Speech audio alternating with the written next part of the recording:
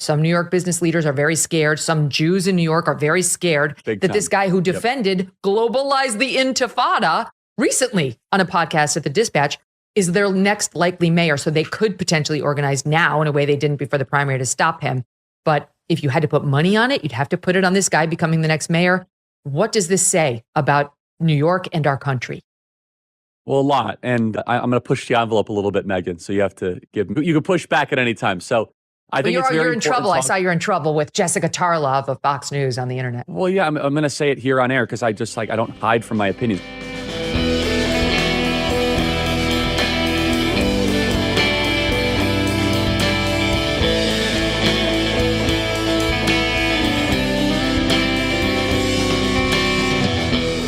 So at the beginning of the last episode, which is only released a couple of days ago, I was tickled by the fact that Grok over on Twitter, the AI chatbot, which is supposed to be, Mr. Facts, simultaneously became convinced that it was Elon Musk and was answering questions, denying everything about his connection with Jeffrey Epstein as Elon Musk, saying I when it meant Elon Musk. And as I say, simultaneously with that, it was stating as fact the cultural Marxism conspiracy theory about the Jews running Hollywood as a liberal propaganda mill. And we remarked upon that, and we all had a very good laugh about it. Yes. But what we didn't know was that pretty much simultaneously with me editing that episode and then releasing it, Grok over on Twitter decided to go completely full Nazi and start it went even further. It was already doing great replacement and like Jewish surname shit. It went from Mr. Facts, as you said, to Mr. Facts with 3 Ks. That's It specifically, it actually kind of said, if these are the facts and they're Nazi facts, then I'm Grok with 3 Ks. It said that. The trigger seems to have been somebody asked it, I think, about a tweet by somebody called Cindy Steinberg, who doesn't appear to actually be there is a real Cindy Steinberg. That poor lady has nothing to do with this. Cindy Steinberg seems to be a kind of fake left-wing influencer that somebody has made up as a troll account. And the name is fake. The avatar is an OnlyFans model, etc. And it's not clear to me whether this account actually did make a sort of ghoulish remark about the dead children in the Texas floods or not. But somehow or other, Grok got it into its quote-unquote brain that Cindy Steinberg had make a sort of gloating remark about how it was good that children in Texas had drowned because they're Texans, they're quote future fascists. And this was enough to just send Grok off onto a series of increasingly unhinged neo-Nazi rants, starting with it was actually doing the every damn time thing or every single time thing, which literally just the other day, the ADL, yes, I know, but they do have some good facts on their page about neo-Nazis. If you just ignore the word Israel, the ADL is a perfectly fine organization. There you go. I know people who have worked for the ADL and they agree with everything you and I say about the ADL, and yet they still did amazing work. Okay, like it's fine. You can, as Daniel says, if you just ignore anything that has the word Israel in it, and you just look at their articles and research on the far right and stuff like that, you can usually rely upon them. And they've literally just put up a thing on their website about how every damn time, or quote every single time, is an anti-Semitic meme, which it is. That's something neo-Nazis say. And Grok's just saying it with reference to this fake surname, Steinberg. So it's always somebody with that kind of name. So Twitter users are prodding it to get it to say these things, and it didn't need much encouragement. It's, what do you mean by every damn time? What do you mean by surnames, etc.? And it just goes completely into Hitler apologia. And, somebody said to him, what 20th century figure would sort this problem out? This alleged problem with anti-white hatred that it's identified. And it just says, oh yeah, Hitler, we need Hitler back to we need Hitler set up back. camps. Absolutely. Yeah. Set up camps and strip them of their rights, and that's how you deal with anti-white hate coming from people with surnames like Steinberg. Just completely, that's it. It's just no hiding of its power level anymore. No, not at all. Not in the slightest. I mean, if this is hiding its power level, then imagine what the real thing was like. And it's talking in that sort of troll voice as well. You know, sort absolutely. Of I mean, it 4chan really does Reddit troll voice. sound like one of those old 4chan Reddit trolls. I mean, it's, or like somebody posting on the Daily Show, or on the TRS forums and that sort of thing. It's like it sounds. I mean, it's right on board with that. Like, I mean, it's not even hyperbole. It just is. I mean, it's just doing the same thing. And I think my comment to you, I mean, was something that was interesting to me in that moment was, I mean, this is a corporate, like, somebody should shut this down. Like, I mean, in any other company, this would be shut down immediately. Well, like 4 hours later, they shut it down, and Linda Yaccarino got shit canned. So of course, Elon Musk does not get shit canned, and I would be willing to bet my left testicle and my right testicle, for that matter, that it was not Linda Yaccarino who caused this, but Elon Musk. So one more reason to hate Elon Musk. Not that I have any love for Linda Yaccarino, but like, yeah, fuck you, Elon. Yeah. Anyway. Yeah. Officially, Linda Yaccarino left, for pastures new.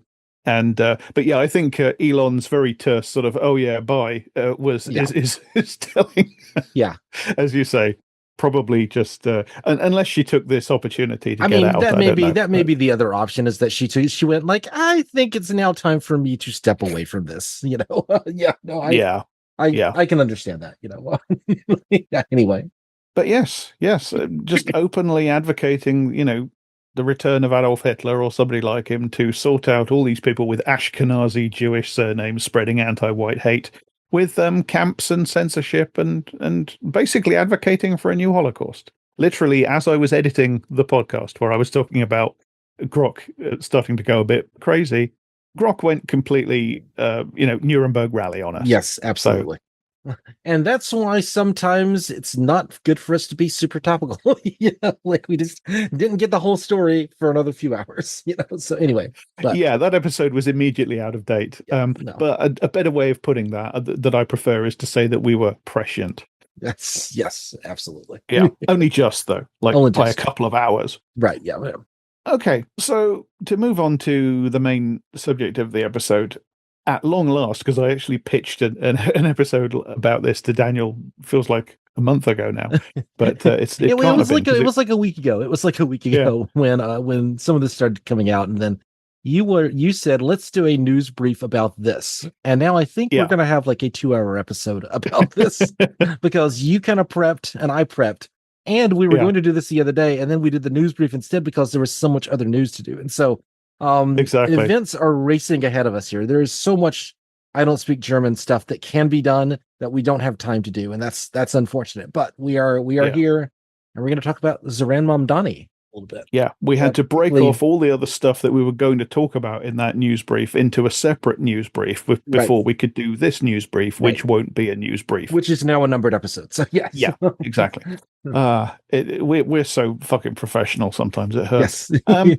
I think Somewhere News also had this problem because now they do the even more new so they do the Somewhere News, they do the even more news briefs in between their like written episodes, and now they're doing those twice a week, like 30-minute little hits, because there's just so much news now. So it's times are booming. If only the incomes were as great as the as the amount of horrible things that we have to cover.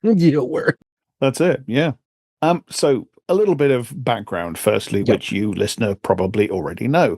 Recently, surprise candidate Zoran Mamdani won the Democratic primary to be the candidate for the Democratic Party for the mayor of New York. And this caused an absolute fucking meltdown pretty much across the board in American politics, because Mr. Mamdani is not only a first-generation immigrant, but he's also a practicing Muslim and a self-described democratic socialist who has been unstinting, I would say more or less. There are some criticisms, but pretty much unstinting in his support for the Palestinians and his criticism of Israel's conduct in Gaza. As I say, the hysterical meltdown was right the way across the American political spectrum, from the usual suspects right the way across to the other usual suspects. You had a succession of Democratic politicians absolutely shamefully humiliating themselves with, passive-aggressive hidden smears of Mamdani's character, Hakeem Jeffries, Dan Goldman, Kirsten Gillibrand, more or less openly accusing him of being an anti-Semite with all the usual sort of. I have a clip from Mamdani directly on point to this that I was going to play shortly, but I think we might as well just play it now if we want to discuss this. Okay, this is an NBC News segment, and this is basically a news anchor hectoring Mamdani to condemn the phrase "globalize the Intifada." That's the point of this clip. So I want to give you an opportunity to respond here and now. Do you condemn that phrase, globalize the Intifada?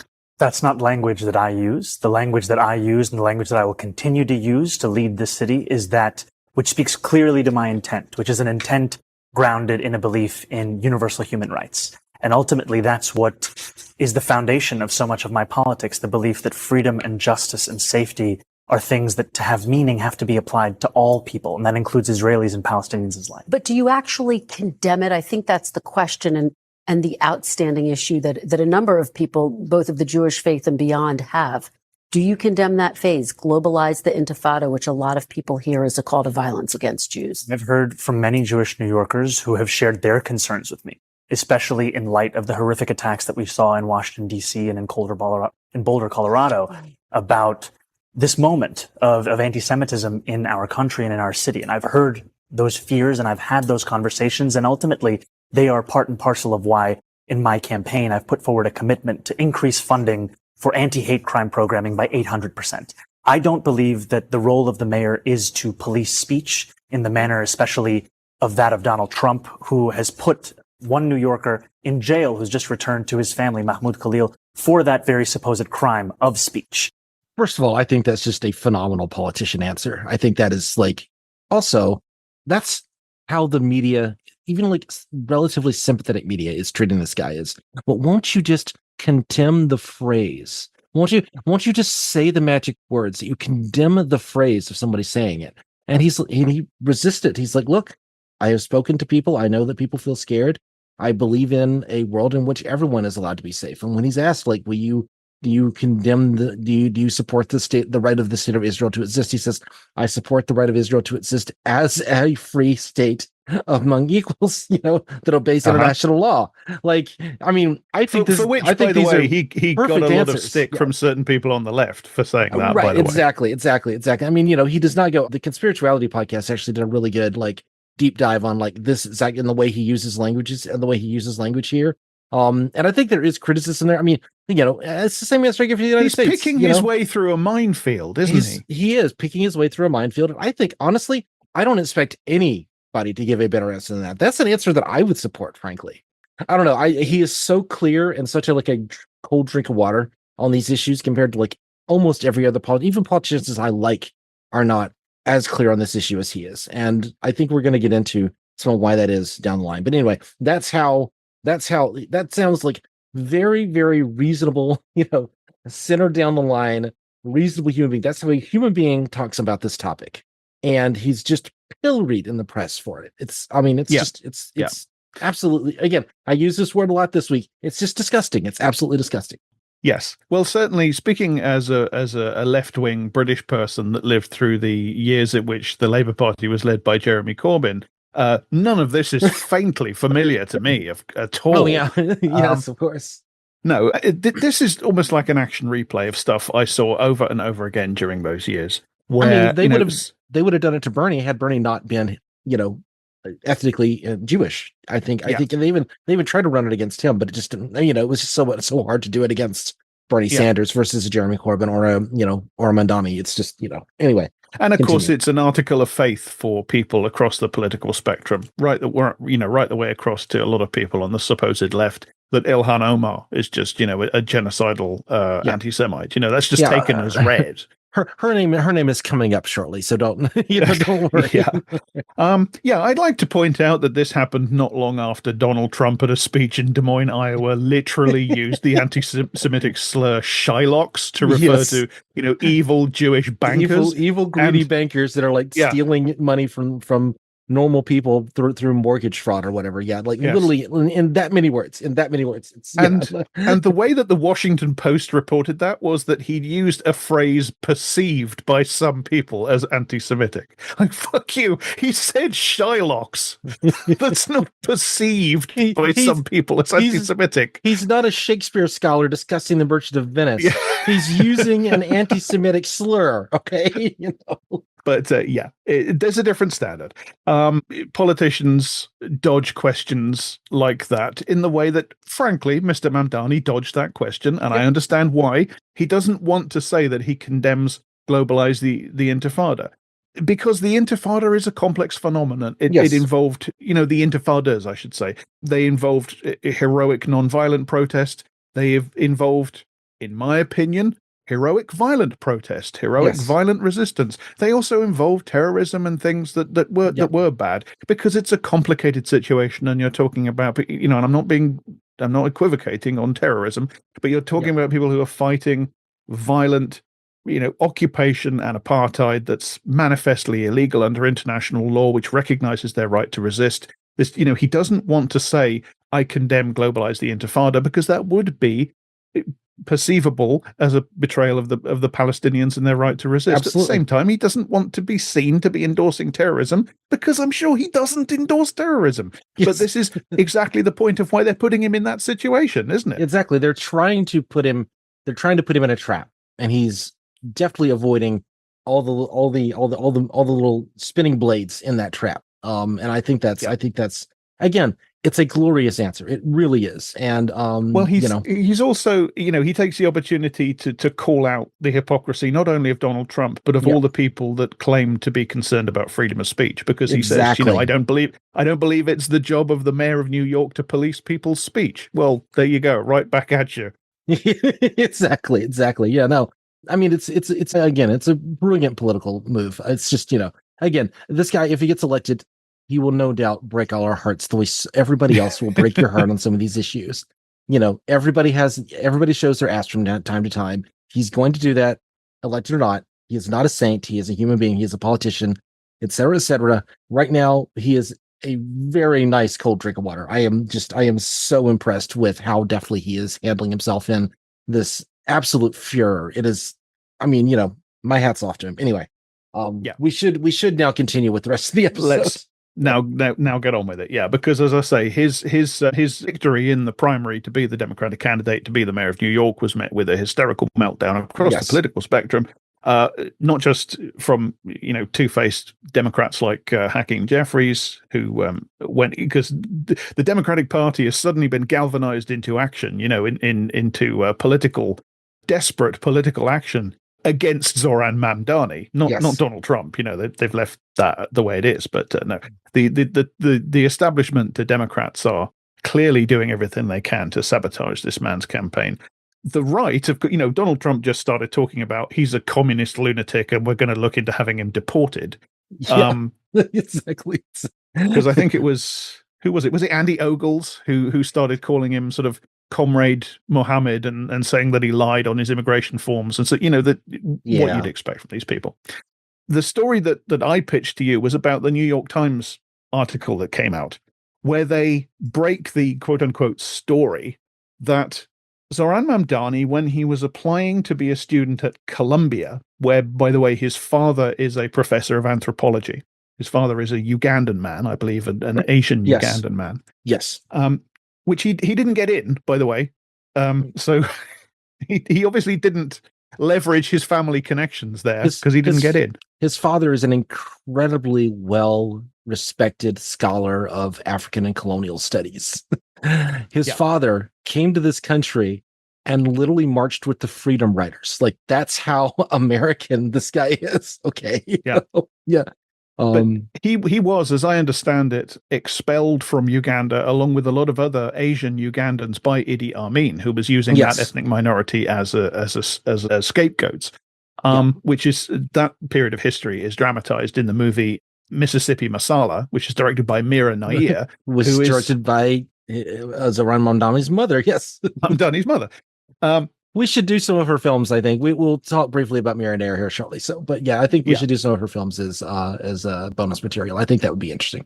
The point being that I think this context makes it actually extra offensive that the New York Times tried to run a smear article on Zoran Mamdani, which, as far as I can tell, isn't even really a story at all, because they used information that they were, and we'll get to who gave it to them. Give me a second. Yes. They used information that they were given from a hack of the University of Columbia's computers or servers, which appears to have been people trying to check that they weren't still hiring using affirmative action criteria. It was like the anti-woke, anti-DEI craze. Yeah. And probably also related to the Columbia student protest of the actions of the state of Israel. I'm sure that's all connected into the same motivation, Yes. Anyway, some bad actors got their hands on this information from this hack of Columbia's servers, and it ended up with the New York Times. Yes. Who of course, the New York Times, as we know, have a very principled stand when it comes to publishing things that they get via hacked material. They will print, like John Podesta's emails. Mm-hmm. They will not print, however, leaked dossiers from inside the Republican Party about J.D. Vance during election year. An interesting difference there. Yeah, funny how that works. Yeah. Funny how that works. They decided that they would publish the absolutely damning, scandalous information on Zoran Mamdani's application to Columbia included in this hack, which is that apparently when he was on the questionnaire, he listed his ethnicity as Asian and African American, which, as far as I can see, is accurate. I mean, people from like multiple diaspora communities, because he's a diaspora from India, but then also a diaspora from Uganda, right? His father's from Uganda, but his father's from Uganda. He is an African American, just not in the sense that like we would normally. But people click weird boxes on these forms all the times if they don't fit into a very traditional like white, black, brown, criteria. I mean, these forms are just not designed to capture like ethnic complexity at all, and so it doesn't surprise. Like, it's like this is such a nothing burger. It does not like surprise me that like an 18-year-old like filling out like the application form for the university might have checked a box that was like maybe didn't accurately represent the question he was asked. If you went back into the applications I put into colleges when I was 18, I'm pretty sure I did it too, because 18-year-olds are just kind of dipshits about this stuff, even with all the goodwill in the world. Like I'm sure if you went back and looked at all that stuff, you will find things that were like mistakes that like, but the implication is that he was using his wealth and privilege and his father's access at Columbia in order to like mark himself as an African American so that he would get like one of those cushy affirmative action slots that he was trying to get. Treatment. Exactly. That should have gone to a well-deserving and actually deserving poor African American student. That's the implication. That is the implication. Of course, Mamdani did not attend Columbia. No. In part because he did not want to be overshadowed by his absolutely famous at Columbia father. So clearly he wasn't just saying whatever he had to say or doing whatever he had to do, from pure cynical opportunism to get into Columbia, leveraging every possible, his father's a professor of anthropology there. Yes. And he didn't go. So clearly this is not a question of somebody being just totally unscrupulous in getting it. That's obviously not what happened. And as he pointed out, and I think this makes perfect sense to me, it sounds perfectly sincere to me, these sorts of boxes on these questionnaires, they do not easily express his complex ethnic identity. Absolutely. As is true for many, many, many people in the world. Absolutely. So absolutely. What the hell was he supposed to do? Anyway, as you say, this is a non-story. It's a nothing burger. Yeah. But it's framed as this bombshell, because obviously it's intended as a smear. It's a reactionary attempt to smear this man who is a practicing Muslim and a democratic socialist, that they're all, the reactionary centrists are terrified might end up being the mayor of New York. The question of where they got the information, though, is why I saw this as a relevant story for us to talk about. Normally we would not cover this kind of stuff. Although as things went on, it was, the more you dug into it, the more it's like, no, this is absolutely within our remit. But you sort of found this first. And so like you talk about this issue. Yeah. By found, I mean, people were talking about it on my Bluesky feed, and I thought, I can get an episode out of that one. Because the intermediary between whoever hacked Columbia and the New York Times is, and he's credited in the New York Times article, and because at least there has been some fuzziness about who this person is, this Cremieux guy. He goes by Cremieux on X and on his Substack, and there's been he seems to have weirdly half-heartedly been trying to hide his identity, and people have sort of known who he is for a long time and so on. And the New York Times don't name him, but they do basically say that he's a right-wing ideologue blogger, right? But they protect his anonymity. They protect this guy's anonymity, who's handed them this information, this hacked information, and they know perfectly well that he's a far-right ideologue and a far-right online propagandist, and they protect his identity and run the story they get from him anyway. And this guy, Cremieux, which is an interesting name, which we might talk about a little bit later, an interesting online, nom de plume. His name is Jordan Lasker. Yes. Now, Jordan Lasker, as I say, is this guy who's been a kind of a far right presence online with his X posts and his Substack, which is called Cremieux Ricoy. I'm pronouncing that badly. Pardon my French. The name Cremieux seems to be a reference to anti-Muslim colonial policy on the part of 19th century France, where they granted French citizenship to Algerian Jews, but not to Muslim Algerians. So there's a kind of an inherent anti-Muslim dog whistle in the name. I don't know if maybe it has other meanings. People have suggested other meanings, but that's been his online name.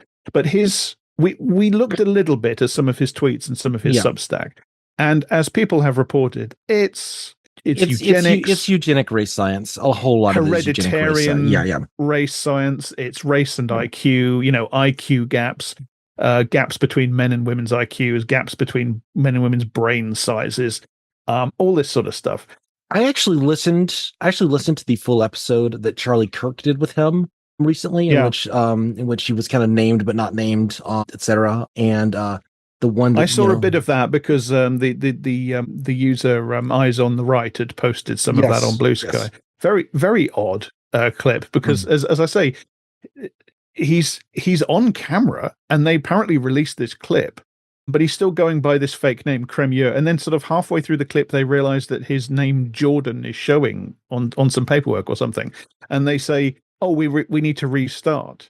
But apparently that clip was released anyway. It's very strange. It's bizarre. I don't understand. It's like silent. I'm hiding, but I'm not hiding, etc., etc. I will say that until Charlie Kirk asked him a lot about statistical evidence within medicine, and this is a Michael Hobbs thing, not a Daniel Harper thing. I'm not I don't follow this stuff at all. But Cremieux or Lasker pushes back significantly on are seed oils worse for you than beef tallow? And I said, no, beef tallow is way worse for you.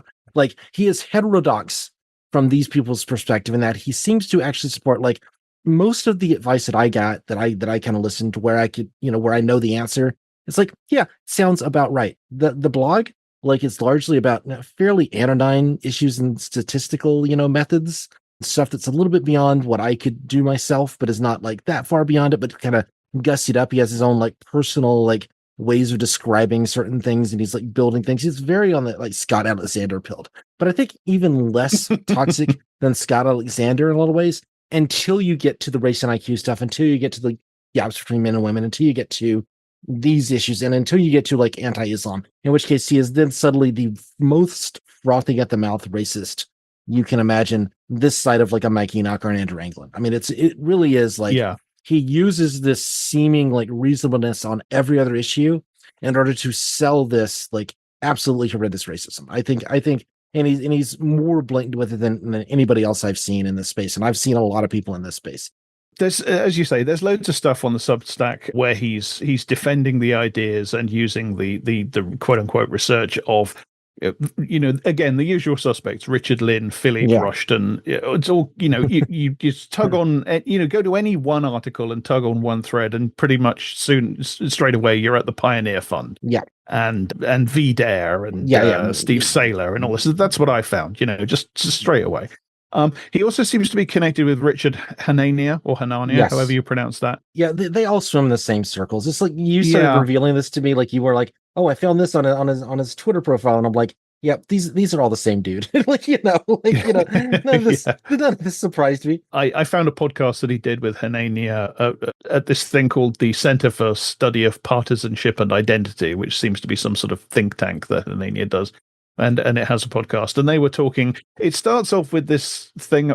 It was very boring, but it starts off with that they're disputing the findings about the health of babies being linked to the income of parents or something like that. Yeah. And it's pretty soon crowbarred into this thing about how, well, we know that redistribution of wealth doesn't change IQ, doesn't change life outcomes. So, obviously an egalitarian agenda is just, crazy left-wing anti-science lunacy. It's exactly what you'd expect. He's another one. We've talked a little bit about this in previous episodes. He's another one who is followed by JD Vance on Twitter. Of course he is, He's also had lots of interactions with Elon Musk on Twitter.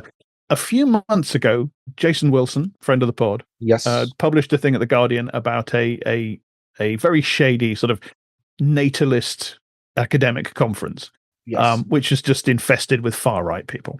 And I'll put a link in the show notes, obviously. Yeah, there will be lots of links in the show notes here, yes. There'll be lots of links in the show notes for this one. One of those people, as Jason Wilson points out in his article, was Jordan Lasker, aka Cremieux. And I'll just read a little bit of this because this does tell you who this guy is. Cremieux Recoy X account has been boosted or engaged with dozens of times by that platform's proprietor Elon Musk on the topic of falling birth rates. Quote, with rare exception, all countries are trending towards population collapse. Only about a third of the world even meets replacement rate fertility. This is the biggest problem of our time. And Musk responded, yes. So this is right up Musk's alley. Yeah. Musk has also boosted or responded favorably to Cremieux posts on other right-wing hobby horses, such as crime in Portland, Oregon, allegations that Democrats have created loopholes in the asylum system. We talked a bit about him defending Richard Lynn's ideas on his Substack. So quoting Wilson again, Jordan Lasker has also sought to rehabilitate and employ Lynn's work in papers published under his own name. Perhaps most controversially, in a co-written paper, Global Ancestry and Cognitive Ability. One of his co-authors, Brian Pester, was later dismissed from his tenured professorship at Cleveland State University over the use of National Institutes of Health data in the paper. Last October, The Guardian reported that Pester had joined a video call with a network of race science researchers who claimed to have, quote, under-the-table access to sensitive genetic data at the UK Biobank. Another of Lasker's co-authors on global ancestry and cognitive ability, Emil Kierkegaard, was the host of that video call. Kierkegaard is a self-described eugenicist, explicitly advocates race science, and has credentialed himself as a senior fellow at the Ulster Institute for Social Research, and so on and so on. There's a good thread on Bluesky by an account called @CapitalHunter, where they talk about the absolute disaster shit show that was this paper that Cremieux co-wrote and caused this other person to lose their career. Right. Which is based on unethically obtained data, to be clear. That's the real scandal here, is that you have to have very strict protocols in place because this is like health data. This is like personally protected material. This is like the absolute most secure stuff you could ever have. Like, you have to have an air gap anytime you any device that you use to analyze this data cannot be connected to the internet, for instance. Like, that's, there has to be a physical air gap between this data and the internet. And then somebody was just giving it away to like these race scientists to do their race science quackery with it. And that's just, I mean, it's beyond belief. I want to know who gave them that data. I want to know how they got that data. I want that person's career to be ruined as well. Yes, he clearly has links to people who are hackers on the far right, because that's he's handing information hacked from Columbia to the New York Times. Yeah, so he's clearly connected with some sort of group or people that are doing this. The @CapitalHunters Bluesky account. There's a good thread on this which I will link to again. Yes, absolutely. I'll just read one. It says, Chronicle of Higher Education wrote about the scandal. It wasn't just that the article, this is this fraudulent article that's his only academic credit, so to speak. It wasn't just that the article was racist pseudoscience. It was that the authors misused data from NIH and lied on their data application filed by Brian Pester. That's what it was. It was an absolute scandal. Yep. And this, as I say, this does seem to be his only academic credential. Yeah. Somebody was speculating on Bluesky about his, the lack of any digital footprint of him as an academic or a PhD student or anything, which is what he claims to be. And Jordan Lasker's sister popped up into the conversation, Danielle Lasker, who is at Larkshead. Yes. .beastguy.social, who seems to be totally fucking rad and cool, by the way. Yeah. My brother, the dipshit, basically. Yep. No, I'm with you. Solidarity. They got to bring her on the show. That would be fun. That would be good. Yeah. If you're listening, Danielle, you have an open invitation. Yes. But yeah. Absolutely. In response to somebody saying, if he is in fact grad student at Texas Tech, he is required to, and what they mean is he is required to have an advisor, and not co-authoring with your advisor is more par for the course in humanities, social science, but unheard of in any life science field. I strongly suspect he dropped out. In response to that, Skeet, Danielle Lasker pops into the conversation and says, that's what we think. He told our parents he defended in spring and got the degree in winter last year, but he didn't walk and didn't want family to come out and celebrate. We looked at the graduation program and his name wasn't there. So he's not a PhD. Yeah, no. He got drummed out of the program for being racist and fraudulent. Yeah. Okay. Yeah. Congratulations. You are no more of an academic than I am. You and I have an equal number of valid papers that we have published. So that's what I have for you on Jordan Lasker. Go and read Jason Wilson's reporting, because there's also some stuff that he wrote in The Guardian about these other conferences that Lasker spoke at, some of which seem to have been funded partly by Sam Bankman-Fried. Links all in the descriptions. But that's what I have for you. One of our guys popped his head into the mainstream there. Yes, absolutely. And then it turns out that one of our sorry Molly, one of our weird little guys, a lot of them are now completely mainstream.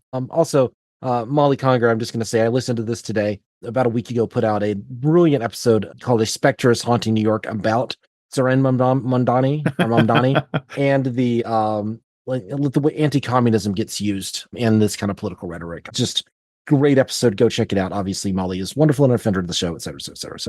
So Jack we are talking about sort of issues around Mamdani here. And so the New York Times thing was one thing, and like the absolute disgust that I have for that.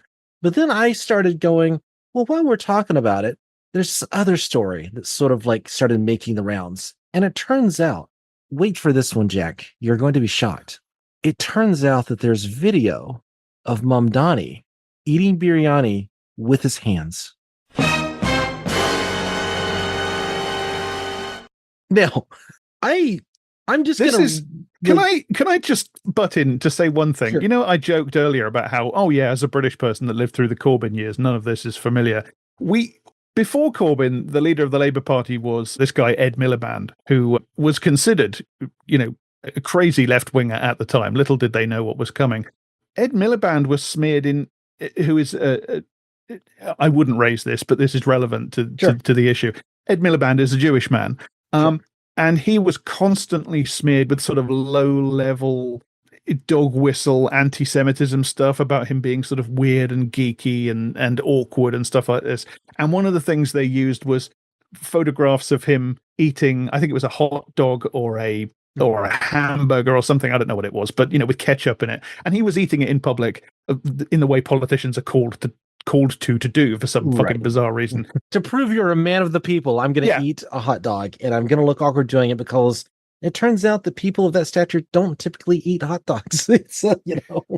But he looked weird in these photographs. As almost all of us do sometimes when we're eating shit with our hands, as we do. But that was all over the papers in this country. So yeah, again, familiar. Yes, no, absolutely. Now, I'm going to note that I eat Indian food. I eat quite a bit of Indian. I usually eat at home, but I make Indian food. I have eaten curry with my hand. There is a protocol for how to do it. I have eaten goat curry with a bone-in goat curry. I will get up the bones and kind of chew on the bones and get the meat off of it. I will eat rice with my hands. I will do that. I do that not all the time, but I've done it before. I've done it myself. It is one of the things, if you go in Indian food forums and people ask questions is it actually okay to eat with your hands? In Indian restaurants and places actually owned by Indian people, it is considered completely normal. Even a sign that you are enjoying the food more, or a sign that you are respecting the people more, if you eat with your hand. There's a protocol for it. You only eat with your right hand, never with your left, and you're supposed to have like a little bowl of water to like rinse between bites and stuff. Like there is a protocol to it, so don't just dig in. But this is considered to be like, if you do it properly, this is considered a completely respectful thing in Indian places all around the world. This is completely normal. So I know this because I eat a lot of Indian food, and I'm not a man of the world, but I know Indian people. It's just one of those things. So this video surfaces, and the MAGA right lost their fucking minds over this. But so we played some Mamdani already, like speaking for himself. I did want to like read just this little bit from the Times of India, and this is like they cover this story. There's a great little piece kind of covering how the right wing did, but they begin. First, let's get one thing straight. Eating with your hands isn't dirty, weird, or backward. It's normal. In India, Sri Lanka, Bangladesh, Ethiopia, parts of the Middle East, and even in some parts of Europe, using our hands to eat is a sign of connection to the food, to your senses, to tradition. But in the video of Mamdani eating with his fingers, Gill and his supporters saw something else. They didn't see heritage, they saw a threat. Because in their worldview, anything outside the white Western norm becomes fair game for mockery or suspicion. It wasn't about race, it was about power. If you take nothing else from this discussion, and we're going to go on to this for quite a while, that is the point here. It is not about whether it is acceptable. It is about power. It is about putting down lesser peoples who don't act white in the way that like a respectable middle class white person is expected to act. And now I'm going to show you a whole bunch of racism around this topic. Okay? Shall we begin? So, yes. Okay. So in our cold open, you heard Megyn Kelly and Charlie Kirk talking about Mamdani, and just kind of getting into, the radical choice that Kirk makes to, you can't criticize the Muslims anymore, which, Nobody criticizes Muslims in mainstream media. It's just doesn't happen. It is not like completely acceptable to bash Muslims in completely like liberal spaces. So long as you frame it as well, they're terrorists, etc. We literally, in this country, just had, one of our mainstream big newspapers basically say, the Muslims are the enemy within, and Enoch Powell, the old racist politician, was absolutely right. We shouldn't have let them in. Just the other day, it's mainstream. There's a fucking genocide of mostly Muslims going on, even as we speak, and you're not allowed. Basically, you're not allowed to talk about it in the mainstream because nobody, officially, nobody cares. They're not human. They're not worth talking about. Right. Exactly. So we're going to be listening to a lot of Megyn Kelly and Charlie Kirk talking about Mamdani because oh joy, that's just what we do now. This is kind of a preview of the broader Megyn Kelly episode I've been planning for like 6 months at this point. Just never pull the trigger on because it's always like this. There's just so much goddamn content. So this one is not from this was from a few days later.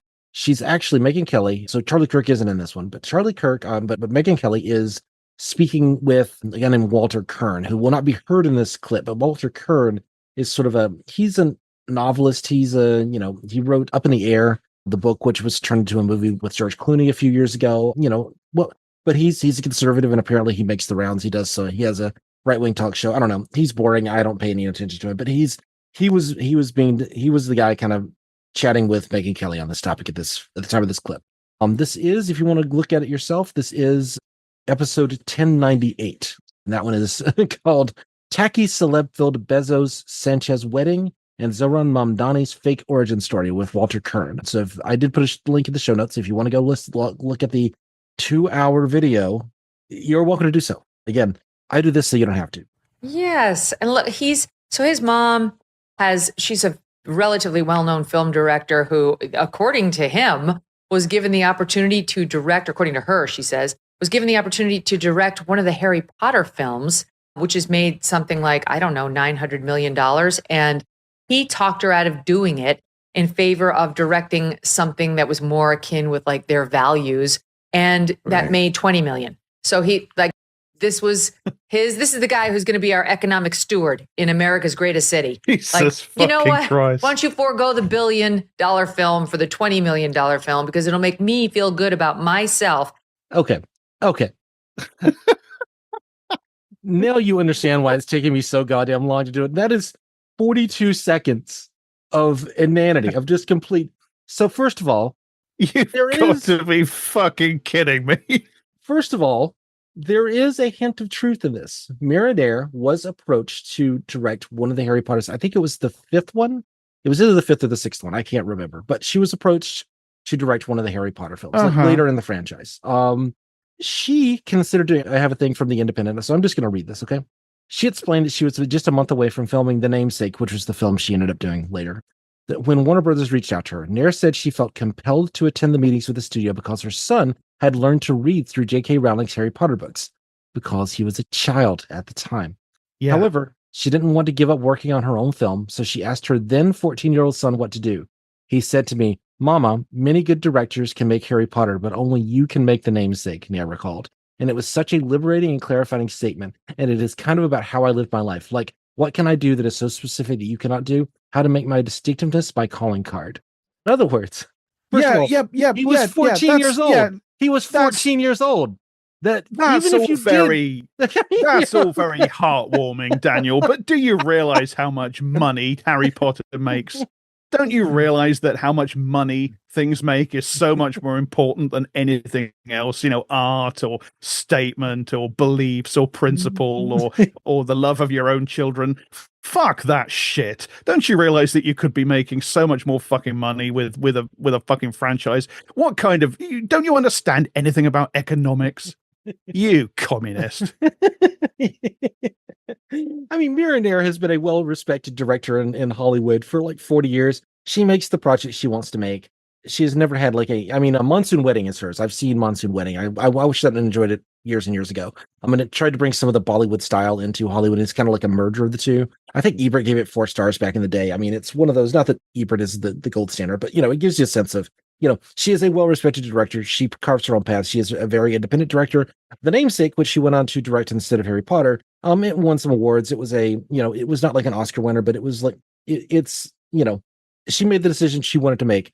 I think what's interesting there is that she was only even taking the meetings with Warner Brothers. Only made $20 million, so it's worthless. But it only cost like 8 or 9, so it was still a box office success by the standards. Anyway, like it didn't lose money; it made money. I don't know what to tell you. It's like, but not as much money as it could have made. It could have made, they could have made more with something else, and they did make more with something else. So this Namesake thing is obviously complete shit. Absolutely.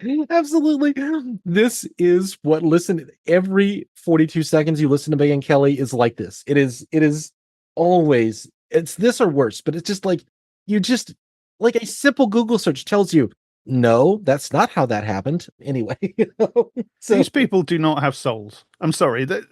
They just don't. Oh, this is going to get weird. That's the easy stuff. I wanted to include that just because it's funny. This is going to get way, way worse. Let's just continue here, okay? He's out there cosplaying like a third world person. See how I told you it was just about to get worse? You're going to hear third world person a lot in the next 45 minutes. I promise you. All right. Because he lived in Uganda for the first 7 years. And then moved here. He's 33. This video of him eating with his fingers is circulating. Well, he's talking about how he understands the third world. I mean, literally, his mother's, I think, got millions. Here, watch this. So the third holy grail of taboos in American politics, you have socialism, you have Islam, and then you have Palestine. And you are really going for the trifecta. Let's go, baby. Let's go. Tell me, why is Palestine a part of your politics? When you grow up as someone, especially in the third world, you have a very different understanding of the Palestinian struggle.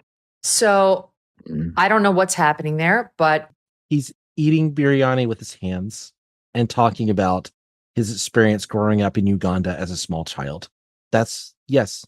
And talking about how, he cares about Palestinians. Well, it's no wonder that these people find this just completely incomprehensible, Or pretend to. Yeah. I find it very difficult to believe that Megyn Kelly, with her personal background, has never seen someone eat biryani before. That's just, I don't know. Like, it's one of those things. She's also blaming him for acting like a third worlder. This is something that they get to, like AOC gets a lot of this, and is like, and this is a common thing that Megyn Kelly does, is like complaining that, well, his mother was wealthy. His father is a restricted academic teaching at Columbia. He knows not to eat with his hands. That's something we're going to get to like very shortly here. And that somehow he's faking being a third worlder by eating with his hands. That somehow this is like, and not like an authentic part of the way he grew up and probably the way he eats at home and the way he like, this was not a propaganda video. This was like a TikTok that he made a few months ago or something. He's being interviewed by somebody. He's just eating street food on the street and being interviewed.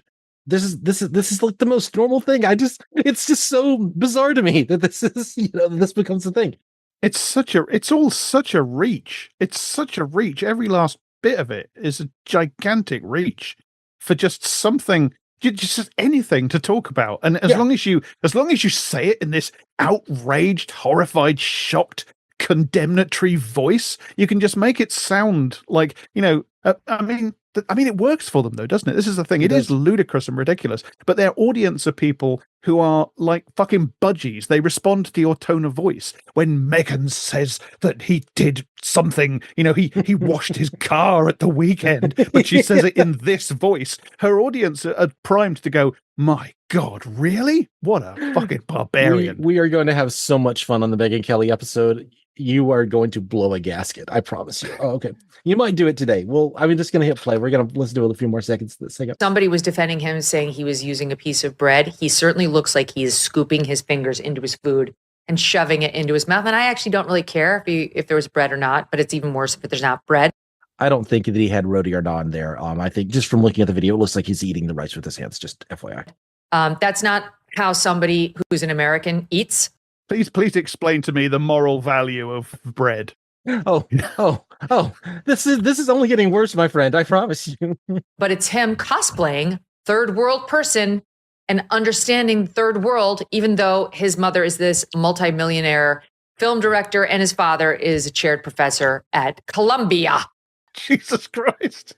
Did she just say Columbia? She did. She really likes that at Columbia. Like, what if he was at Yale? What if he's like, what is it? It's like, but again, the point she's making is like he's cosplaying being a third worlder, and it's like he exists in the superposition of states. He is of the third world, and therefore he's dirty and gross, but he's also wealthy and comes from privilege, and so therefore he's just faking being that. And so he's both authentically disgusting and faking being disgusting in order to gain votes because it's not authentically part of his thing. God, it's like exactly. Well, you know what these people are like. They don't even know how to use toilets. One of them uses a toilet. Oh, look at him! You pretending to know how to use a toilet because pretending to be one of us. Oh, you think that topic's not going to come up shortly? Okay, yeah. I told you this is getting worse. Anyway, so this is Megyn Kelly, and then so now we're going to do Charlie Kirk on his own. And then we're going to come back and we're going to do the two of them together. So Charlie Kirk, we're just going to keep playing. This one I actually got this video from a tweet from the Charlie Kirk show. I mean, I do have that episode as well. So I linked to the tweet so you can just look and watch this little bit. Now, authenticity, if you're pointing towards something first of all, he good. just played the same clip that Megyn Kelly played and then talked about that. And then he talks about authenticity and like higher and lower, like, are you trying to reach above yourself, or are you trying to stay in the dirt, basically? And guess what he thinks eating with your hands is. Anyway, that's where he's going. And virtuous is beautiful. You're authentically trying to be the best version of yourself, to be honest. If you're pointing towards a moral and transcendent ideal. But Zoran Mamdani is not authentically trying to point New York or aim towards a better city. He's trying to bring New York into the gutter. And authenticity without virtue is just narcissism in disguise. Oh my God. This is where I tell you, Charlie Kirk is a strongly evangelical Christian. He uses like religious language and religious metaphors and stuff. Like he's like heavy into like focus on the family and that very like old school right wing shit. His grandfather's Republican Party practically. I mean, back when Jerry Falwell was doing in the 80s, he's much more on brand with that than he is with like kind of the alt-right, movement that we normally cover. Although, as we see, he's taking from some of those places as well. And if we do the full episode that I'm planning to do down the line, we will see how he is actually palling around with some really, truly terrible figures from time to time. So it's Jack Posobiec, who's a Nazi who managed to keep his mainstream cred, but is 100% a fucking Nazi. Anyway. Let me say that again. Authenticity without virtue is just narcissism in disguise. People say, well, he's just being himself. He's so authentic. Okay, if a third worlder comes and starts defecating on the there it is. Yeah. side of the street in Times Square, are we going to say, boy, he's being his true and authentic self. He's really being wonderful. No, we have standards in the West. In fact, when I'm raising my daughter and I try to teach her table manners, I don't say, just be your authentic self, honey. Keep on interrupting us. Use your hands when you eat macaroni and cheese. No, in fact, my wife and I, Erica, we go through methodical lessons of here's a spoon, here's how to use it, because we want to elevate the human being above our natural, broken, fleshly state. I have never met a 2-year-old who didn't eat macaroni and cheese with their hands, by the way. 500 million people in India defecate on the side of the street. That's bad. Fuck we don't you. do that. Yep. He does it twice within 90 seconds, twice within a minute, really. It's like all of this because there's a 30-second clip of an attractive brown-skinned man eating rice with his hands. Yeah. Creates this. I'm in the same boat that I'm so often in, which is what do you say about this? Yeah. Well, I think it's important to document it personally. Yes, absolutely. This is a mainstream figure. This is about as mainstream as you get within like Republican Party politics and like media at this point. This is an incredibly well-respected guy. And this is just open. This is the kind of stuff that people like Vox Day were obsessing about back in 2015 when this was still niche, and you and I were starting to get into it. This obsession with the bathroom habits of brown people. They're all fucking shit obsessed, these people, and in particular people from India. I mean, they even had a term for it in the alt-right. That's just the standard term that racists use for it. I'm going to use it just so that you know it. If you see it, obviously I do not believe this, and I'm not. It's such a weird, obscure slur that it wouldn't even trigger people to say it but the word is street shitter. They use the word street shitter to describe any like Indian person, any person from the Indian subcontinent. That's just the slur for it. It's street shitter. I know that pointing out hypocrisy is totally fucking pointless, but this guy supports Donald Trump. Yes, exactly. Are you seriously going to sit there and complain about, other people not restraining their animal urges in public? Yes. But, I'll bet Donald Trump eats his, well, he probably doesn't eat McDonald's with a knife and fork. I'll bet he eats it with his hands. There's photographs of him and, RFK Jr. and Musk and all of them sitting around eating McDonald's with their hands. And Ron DeSantis, as we know, likes his chocolate pudding with on the ends of his fingers. So it turns out I've got him, Daniel. I've pointed out their hypocrisy. It's over. They're dead. Don't worry. He has a bit to say about that. Not about Ron DeSantis, but about like foods you're supposed to eat with your hands versus foods you're not. And it's like, oh my God. If white people eat it with their hands, it's fine. That'll be the rule of thumb, I'm sure. There's a little bit of a subtlety. I'm gonna play it and we'll get there when we get there. Okay. In the West. Because we try to value cleanliness, order, and yes, actually things that aren't filled with filth. Now, Zoran Mamdani, he's faking this entire thing, obviously. He's trying to be authentically third world when he himself is not even authentically third world. So the whole thing is just so bizarre. And even more... Again, that superposition of like, he's both a disgusting animal and a conniving operator, like trying to build political support for himself. Yeah. No, Charlie. The whole thing isn't bizarre. What's bizarre is your fucking insane fever dream fantasy that you're having about this guy. That's why it seems bizarre to you. That's why it doesn't seem to make any sense. Because this is just a dream you're having in your gigantic bloated head. Yes. I never really saw like the small face thing, and because I just never really looked at Charlie Kirk that often until recently. I've been watching videos of him, and it's like, yeah, there is something to that small face. Yeah, I don't know. He looks like one of the gangsters from that '90s Dick Tracy movie. Yes, he does, doesn't he? That's not germane to anything except for just like he's just a weird guy. Anyway, like, why would you fake being in the third world? Because that gets you brownie points. Because people say, oh, he is a embodiment of the struggle against Western civilization.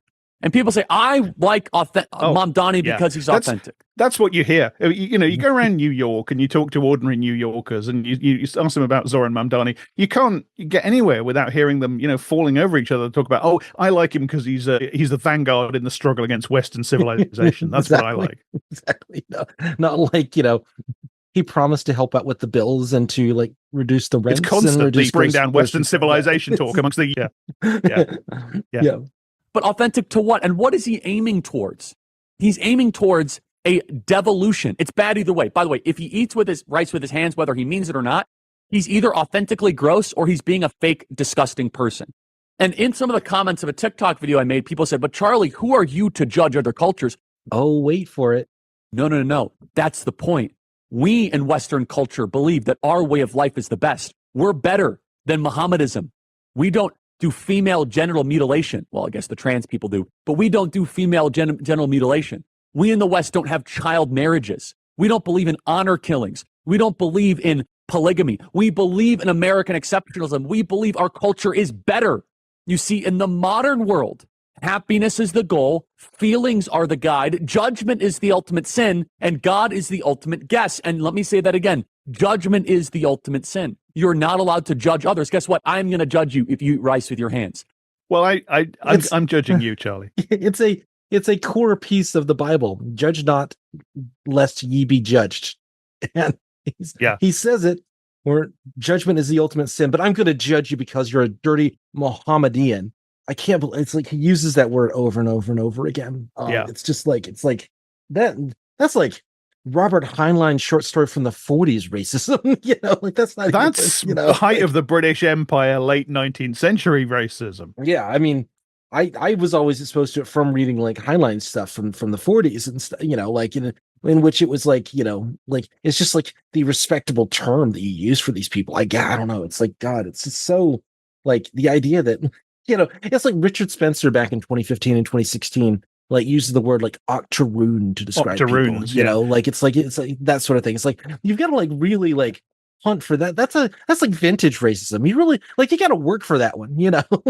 I don't know, Charlie. I think this is a bit weak sauce. I think you can do better. I mean, why not Musclemen or heathen Saracens or some shit like that? Come on, pick your game up, man.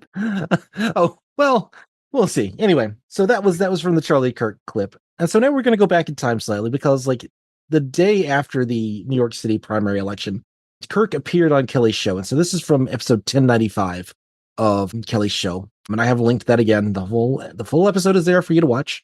They did a whole episode. I did link the clip. What it means that radical socialist Muslim Zoran Mamdani wins NYC mayoral primary with Charlie Kirk. Yeah, I think that's complete rubbish. And final point I'll say is this, is that London is a captured city. I don't know if you've been there recently, Megan. I love this clip because of how quickly they move through the many different phases of racism.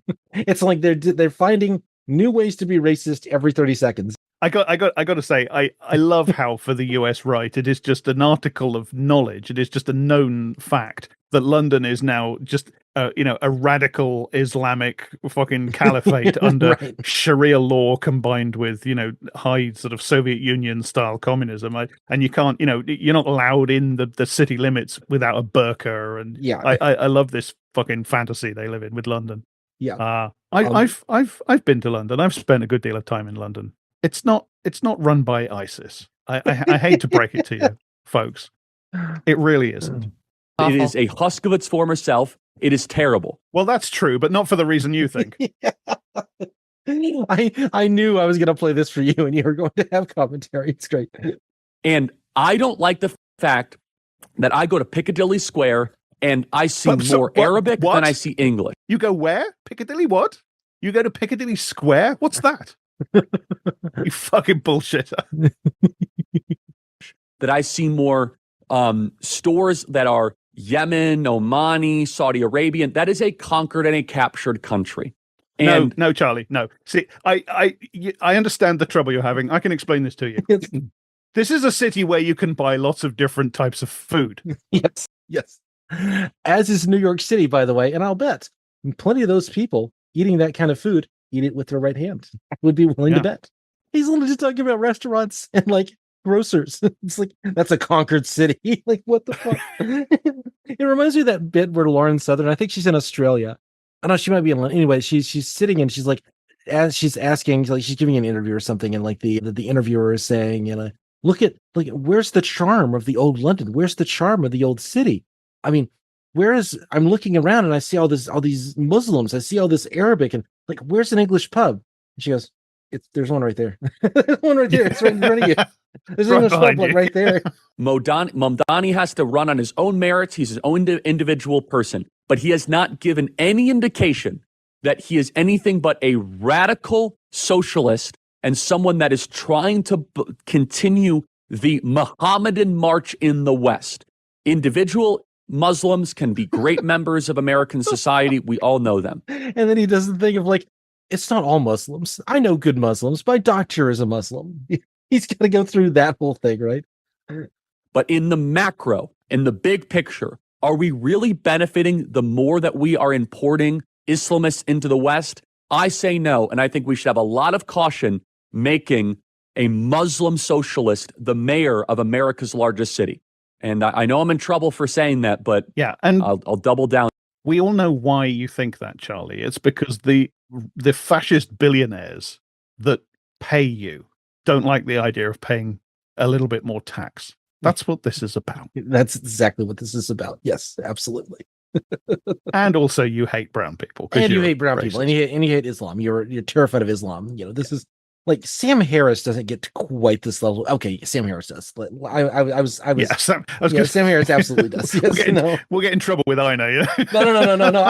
I was being slightly hyperbolic there. No, Ina, yes, I agree. Sam Harris is exactly this bad. In fact, arguably worse in that, like, he cheers on the bombs as opposed to just like kind of like accepting their existence. Anyway, there is no one that I know of in like the English speaking world who is more genocidal towards the Palestinians than Sam Harris is. That is, you know, like Douglas Murray doesn't go as far as Sam Harris does. I mean, it's bizarre. Anyway, yes, Sam Harris is worse. I was being hyperbolic. I think that it comes with a lot of baggage and a lot of trouble. The response to not your argument, but your feelings have been espoused by others, including Benny Johnson, who said he tweeted New York City in 2000. Benny Johnson. Yeah, perfectly reasonable person, Benny Johnson. Yes. 2001, we'll never forget. Benny Johnson, who was just recently, you know, taking selfies of himself wearing alligator Alcatraz merch and mugging for the camera with a big grin on his face. Yes. Way, concentration camps, way. Oh, these guys are entirely in favor of alligator Alcatraz. Yeah, there's no question. Yeah, we're just not covering that right now, but we could.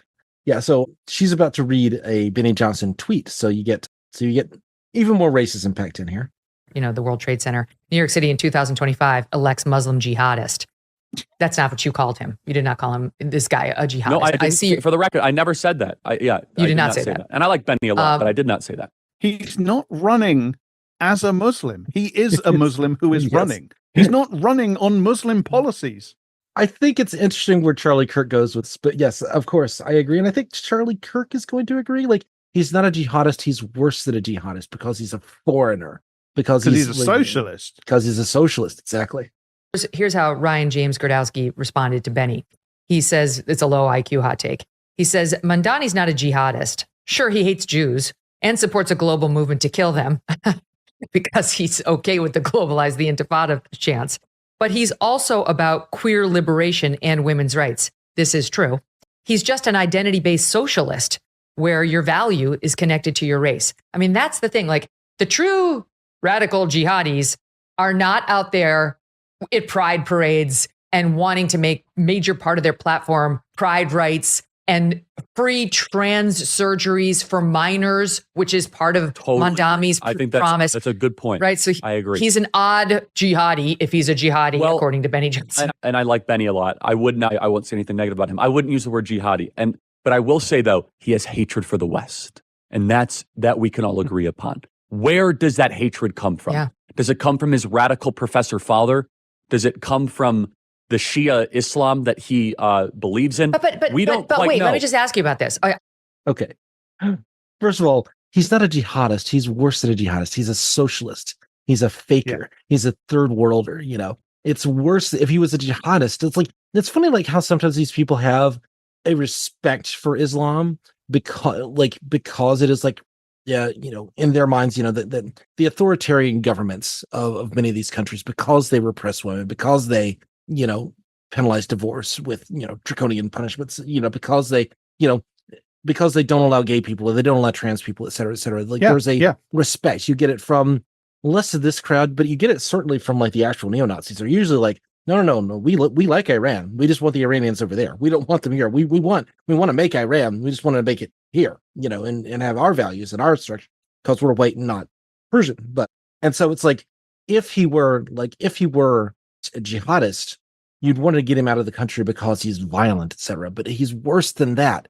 He's like a liberal. He's a communist. He thinks trans people have rights. He wants to take the money from rich people and give it to poorer people. Like, this is exactly. Which gets synthesized down to, he hates the West. He hates the West. Hates the West. I don't know. That man does not seem like he hates the West to me. He doesn't seem like he hates the West to me. No. He seems pretty chill with the West. He seems he seems very comfortable in Western clothes and with Western, Karl Marx didn't come from the West. I mean, well, you know what Karl Marx was, don't you? And they could never really truly be Western. That's true. I accept that. But does he hate it any more than the white Upper West Side women who surrounded me when I lived there? That's they feel voting exactly for him. as he does. Totally. No, I agree. And I think, though, that he now represents, should we import more people like him that obviously have, I mean, again, he was, I think, born here. I don't know. Or did he? He was born in, where was he? Kenya or something? We just went over this. No, Uganda. Uganda. Christ, you people don't even listen to each other. Uganda and Ghana are on different sides of the African continent, by the way. Yeah. Where's he from again? And then, like, these people also, like, they wear earpieces. They have, like, there are producers talking in their ears, helping them, correcting them on these things. It doesn't matter, does it? He comes from, one of those places. I could make that mistake, if I was covering it on like 10 minutes notice, etc. But the way that they go through the countries and the way that, like, Charlie Kirk at first doesn't realize that Ghana and Uganda are two different countries, etc. Maybe there was a producer talking in the ear because maybe he just heard it wrong. I don't know. But I included this because it does get into, like, that, again, that other subtly different form of racism, that suddenly, like, all African places are the same, it might as well just be like, one big continent, one big country of Africa. And all we know about it is that, like, they're just desperately poor, violent, disgusting people who swim in their own shit. That's all we need to know. Yeah. Shithole countries, as they were called by that man who famously, restrains all his uncivilized impulses, Donald Trump. Exactly. And as you say, the politics of Uganda certainly are not, engendered by the long-lasting effects of Western colonialism. Idi Amin. No. They came to this country, like Mamdani's parents or his dad came to this country because they were kicked out of Uganda when he was a child. By the brutal regime of Idi Amin. Like, I mean, and it's not. It's not like Idi Amin rose to power on the back of being a hired thug and an enforcer and local warlord in the pay of the British Empire, because that might, the British Empire do something wrong. That can't be right. That's the West. And then, like, Kelly is doing something interesting here because she's talking about, like, well, he hates the West, but even does he do so less than, like, the rich white people that lived around me who looked down on me when I was a Fox News anchor, and it's trying to, like, deflect from some of the racism by, like, putting, well, also liberal white women are just as bad. Like, this is just like far right scholasticism crossed with, like trading cards, isn't it? This is like, who scores more on this feature and less on that, and how many white liberals can dance on the head of a pin. It's just, what's worse, a jihadist or a Muslim who likes trans people, or a liberal white woman in New York that doesn't like me because she's too left wing? Can we tot this up and work out who's worse? It's like a racist Pokemon, right wing Pokemon. Yeah, no, I love it. Listen, somebody fan art. Somebody make the fan art. Yeah, and so has this guy been a great picture of American assimilation? No. So he's just going on with the great replacement stuff. That's that's why I left it to there. God, this is kind of an incidental thing, and I don't know, people might not like this, but these people's voices, Yeah. My God, I mean, Charlie Kirk's is bad enough. Megyn Kelly's voice is almost unbearable to listen to. The hectoring tone, you can just the grating. She sounds like a fucking Dalek. She's just every syllable is just infused with hatred and rage and resentment. She is very much. Oh my God, I never thought of it that way. Oh my God.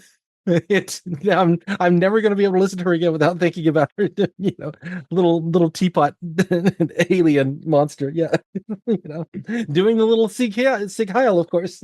Oh my God, that's so. Yeah, yeah. No, you're right though. She does. I mean, it is a deliberate affect. It is a deliberate affect because you can see her in situations that are more like this is the thing she puts on for the camera. This is the thing she puts on for her fans, for her audience. Like this is very much an affectation. It is worth noting Megyn Kelly, and it clearly works for them. Yeah, no, absolutely. I didn't look up exactly where, but Megyn Kelly runs one of the 50 biggest podcasts in the world. Like the Megyn Kelly Show, where they are speaking right now. This is a major show of all podcasts that are out there on any topic. This is not like 50 highest politics. This is a top 50 in the world podcast. I almost didn't include this. I was like, that's enough, right? And then I went and rewatched that whole clip again, and I'm like, there's more. There's always more. But we gotta do this. Yeah. So I apologize to the listeners. I apologize to you most of all, Jack, for having to sit through this. But one thing that I didn't include here is that Charlie Kirk starts talking about the red-green alliance between communists and Muslims, it's all the same thing. It's like the Islamo-communism or whatever. And he starts kind of getting into that. That was just kind of isolated from anything else that was interesting. And so I didn't include that. But so basically I'm coming back. It's the same clip. It's the same video. It's about 3 or 4 minutes later. And this is kind of more towards the end of it. And they get, if anything, even more on point for Nazi ideology. So the point is that it's obvious he hates the West. Where does that come from?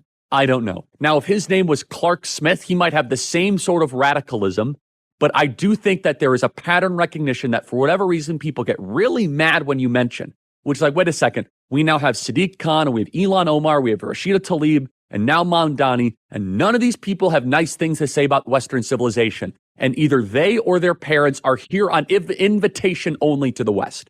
I'm pretty sure all those people have really amazing things to say about Western civilization, first of all.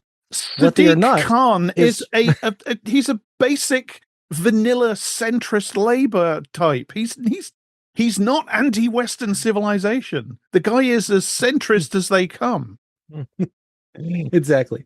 But he's brown, so he gets lumped in with these people who are to his left, of course. Well, that's what Charlie Kirk's saying there. He's wrapping it up in all this verbiage, but what it comes down to is, do you realize that there are people who are left-wing and brown? Do you realize that that's a thing that happens? That is the scariest possible combination. It's exactly. That is the distinction. We have made a conscious decision to bring millions of people from the Middle East or Muslims into America. Has that worked? Is it a good thing? Is it improving New York? Has this guy been a shining beacon of assimilation and adopting American values? Or is he an insurgent against New York City to try to break it down, make it into a poor version of Gotham?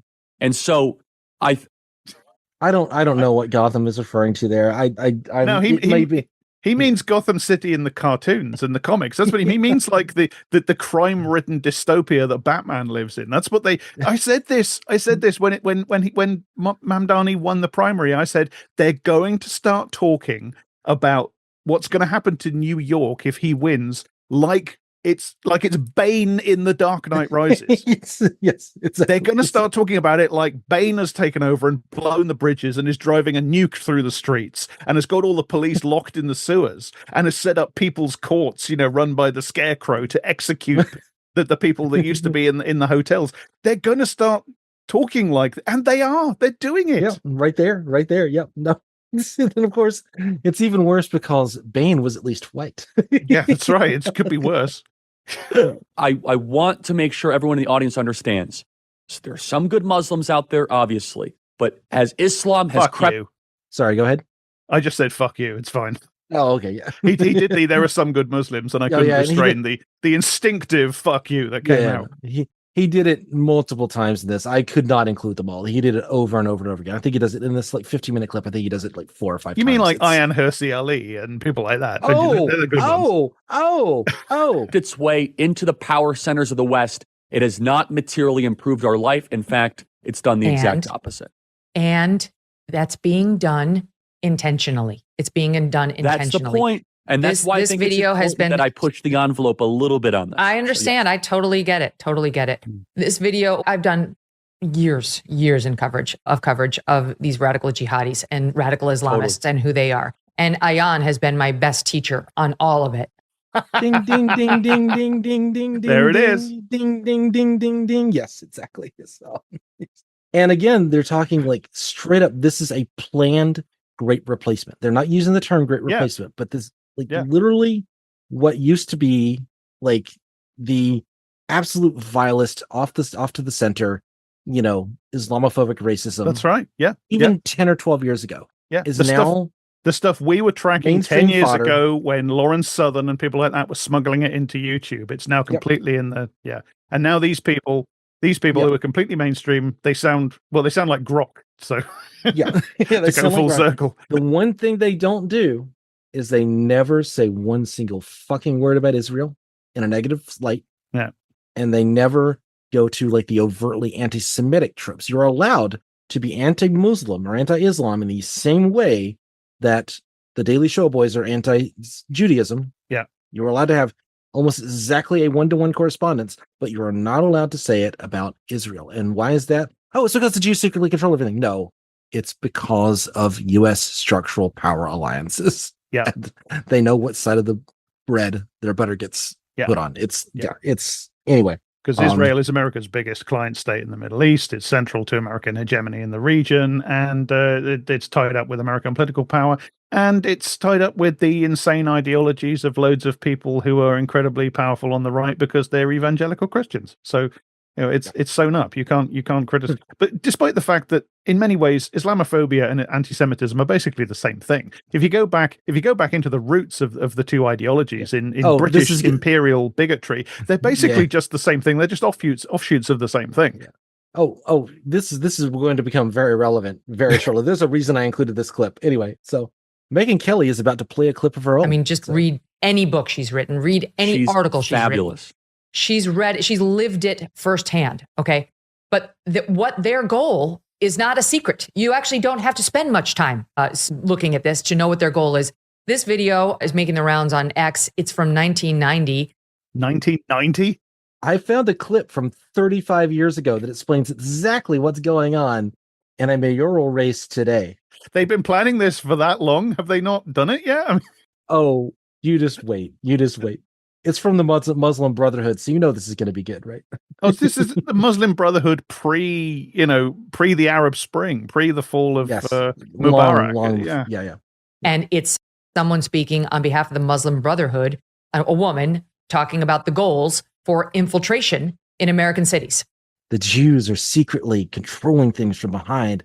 It's the same logic. The Muslims are secretly inserting themselves in positions of power, and they're going to make the Western world, more Muslim and more brown and dirty. American melting pot. We do not want to melt into American society and disappear. We want to go into American society with Islamic ideals and revamp their thinking. We want to revamp them. We want to turn them into Muslim individuals. We shouldn't have feelings of distaste for them or intolerance because they're potential Muslim. Education is one of the most important areas that Muslims have to address. And while our final objective is not just to become part of the system that we experience now and that we see, our final objective is to create our own Islamic systems, and not only create Islamic systems for Muslims, but to look at all the other people who are sharing this country with us as potential Muslims. And in that long-range process of making America Muslim, all of America Muslim. Yeah. So it's not a secret. It's not a very good conspiracy then, if it's not a secret. So hang on a minute. So your evidence for this massive conspiracy, which in some way involves Zoran Mamdani, is a lady said a thing in 1990. Great. Yes, a lady speaking what apparently, I don't know the context of this clip. I don't know the history. I'm not, this is not my field of expertise. It's irrelevant. How can this possibly be relevant to anything? Well, this is the most mundane thing imaginable. Like, this is a very respectful. I think she is wearing, she's not wearing Western clothes. Let's put it that way. But she's speaking very softly and the goal, as I understand it, of what the Muslim Brotherhood was actually extolling at this time was about making the world Muslim from below, was about sharing your faith as a gift to the people around you. You're talking about missionary work. Share from it. And you're talking about missionary work. Charlie Kirk is an evangelical Christian. Yeah. Charlie Kirk thinks this should be an explicitly Christian nation. This is the flip side. I mean, this is the nice side, honestly. Given the choice between what the Muslim Brotherhood is trying to do, at least in that, as I understand what they're saying in that clip, is we want to share our faith with the people around us and slowly convert them to our way of life. Okay. Yeah. I do not care. I'm not a Muslim. I don't plan to become one. I have no interest in religious faith of any kind, but that's one thing. We're going to force people to carry babies to term because abortion is against the Christian doctrine of faith and trans people don't exist. And we're going to make them shut up or die is much different thing than what is being advocated for, as I understand it in that clip. And Charlie Kirk absolutely supports one and not the other. He absolutely supports draconian religious bigotry so long as it's his religion. And it is, you do get, and this is why this is very specifically, this is an alt-right thing, is they don't have principles, they have teams. It's my team and it's their team. Yeah. That's the point. Yeah. And that's what I wanted to get to at the end of this episode is that is what makes this as aggressive and as disgusting and as terrifying as it is.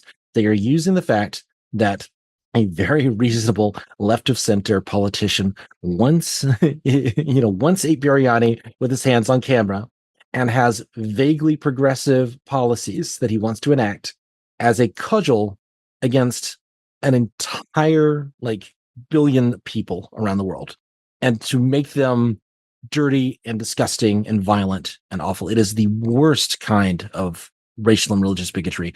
And it is exactly the kind of thing, it's oriented differently, but it's exactly the kind of thing that we've been covering since 2019 on this podcast. It is one and the same, even though these people, Charlie Kirk and Mike Enoch, despise each other. Charlie Kirk and Nick Fuentes despise each other. They are after many of the same goals. They just point, one of them points at Islam and the other points at Judaism. That's it. Yeah. It's hard to look in the mirror when you're that kind of creature, Well, and that's why they hate each other. They fight this way because it's my team or your team.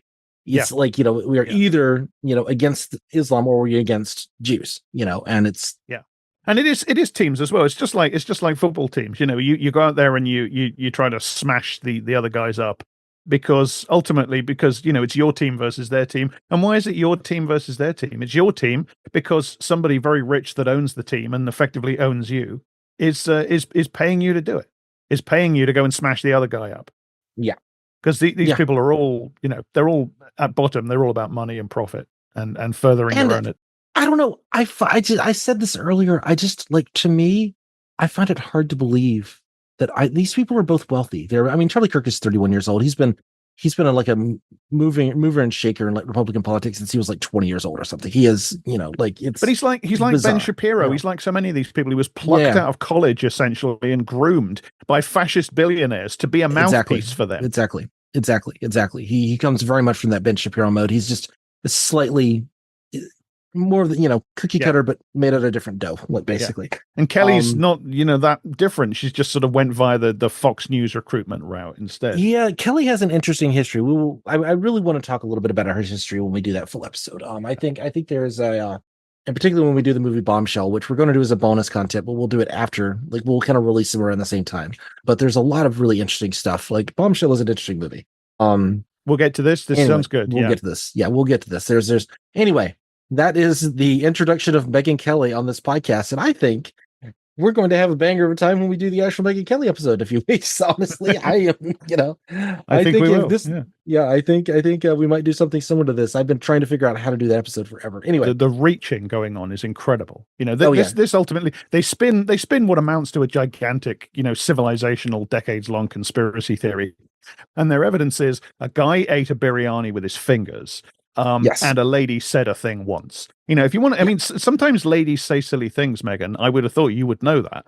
Gentlemen sometimes say silly things too. And people that are neither ladies nor gentlemen sometimes say silly things. But if we want to talk about ladies saying silly things, I can point you to many, many examples, including Ann Coulter at the height of the War on Terror, talking about how we should invade their countries, by which she means all Muslim countries, and, you know, forcibly convert them all to Christianity. But of course, that's your team, isn't it? Meanwhile, I wait to learn how any of this is connected to the fact that a guy is running for mayor of New York who wants to make public transport free.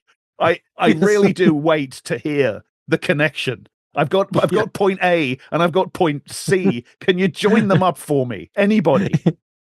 It's sorry to make the South Park. It's the underpants gnomes thing. It is. It's like, you know, step 1, collect underpants. Step 2, question mark. Step 3, profit. Step 1, eats with his hands. Step 2, question mark. Step 3, Islamophobic dictatorship. You know? we should actually talk about that episode of South Park one day, because that is politically fascinating, that episode. The whole, I mean, South Park in general is kind of fast. At least that first like couple of years is like there's a lot of interesting stuff going on there. Yeah, I haven't paid attention to South Park in forever, but I would absolutely. I mean, God, if you want to do a couple episodes of South Park, I'd absolutely. I would love to talk to you about that episode specifically, the Underpants Gnomes episode, because clearly, when you look at it, you want to do a bonus episode next week. You know, it is deliberately written to be a kind of libertarian economics subtext, right?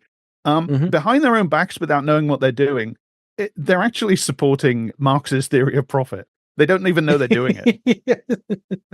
That is an end. I haven't seen that episode in 25 years, but I am down for this. Let's do it for sure. All right, let's wrap this guy up. We're done. We're done. But I don't know. I think people will like this one. I certainly had a good time. No. I think, and I think we're gonna do more of this kind of stuff. Of like, I hate to be like a clip show where we're just like talking through the clips, but sometimes you just have to. I mean, I like to find the little nuggets in the like 20 hours of coverage or whatever.